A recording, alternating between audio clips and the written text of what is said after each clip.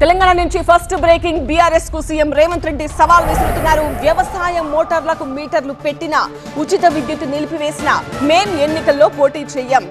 మోటార్లకు మీటర్లు పెట్టకుండా ఉచిత విద్యుత్ కొనసాగిస్తే బీఆర్ఎస్ తప్పుకుంటుందా అని రేవంత్ ప్రశ్నిస్తున్నారు.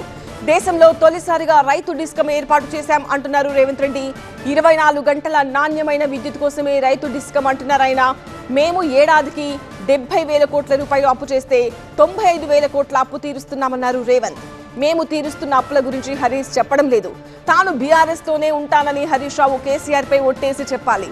గతంలో హరీష్ రావు వైఎస్ దగ్గరికి వెళ్లారు. హరీష్ ఎవరెవరితో మాట్లాడుతున్నారో నాకు తెలుసు అంటూ రేవంత్ రెడ్డి వ్యాఖ్యానించారు. పార్టీ మీటింగ్ వదిలేసి హరీష్ రావు ఎందుకు ఢిల్లీ వెళ్లాడు? ఎన్టీఆర్ విగ్రహాన్ని విమర్శిస్తున్న కేటీఆర్ తన పేరులో తారక రామారావును ఎందుకు తీసేయట్లేదు? మహేష్ గౌడ్ది నాది విజయవంతమైన కాంబినేషన్. కేంద్రంలో పార్టీ అధికారంలోకి వస్తే మహేష్ గౌడ్కు మంచి పదవి వస్తుంది. మేం మళ్లీ గెలుస్తున్నాం. 2029లో అధికారం మాదే అన్న ధీమా వ్యక్తం చేశారు CM Revanth Reddy.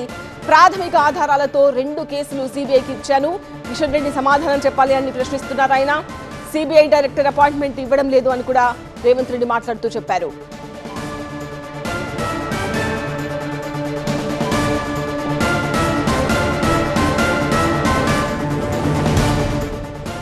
Chit chat లో బీఆర్ఎస్ కు సీఎం రేవంత్ రెడ్డి సవాల్ విసిరారు.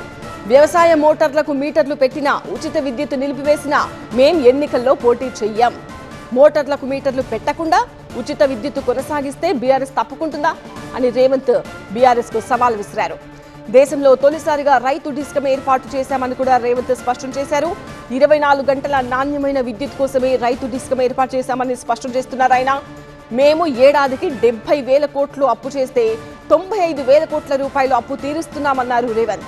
మేము తీరుస్తున్న అప్పుల గురించి హరీష్ చెప్పడం లేదు. తాను బీఆర్ఎస్ లోనే ఉంటానని హరీష్ రావు కేసీఆర్ పై ఒట్టేసి చెప్పాలి. గతంలో హరీష్ రావు వైఎస్ దగ్గరికి వెళ్లారు. హరీష్ ఎవరెవరితో మాట్లాడుతున్నారో కూడా ఇప్పుడు నాకు తెలుసు.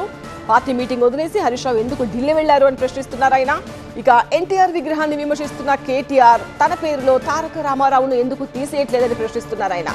మహేష్ గౌడ్ది నాది విజయవంతమైన కాంబినేషన్ అంటున్నారు ఆయన. కేంద్రంలో పార్టీ అధికారంలోకి వస్తే మహేష్ గౌడ్కు మంచి పదవి వస్తుంది. మేము మళ్లీ గెలుస్తున్నాం. 2029లో అధికారం మాదే అని ధీమా వ్యక్తం చేస్తున్నారు సీఎం రేవంత్ రెడ్డి. ప్రాథమిక ఆధారాలతో 2 కేసులు సీబీఐకి ఇచ్చాను. కిషన్ రెడ్డి సమాధానం చెప్పాలి. సీబీఐ డైరెక్టర్ అపాయింట్మెంట్ ఇవ్వట్లేదు అంటున్నారు ఆయన.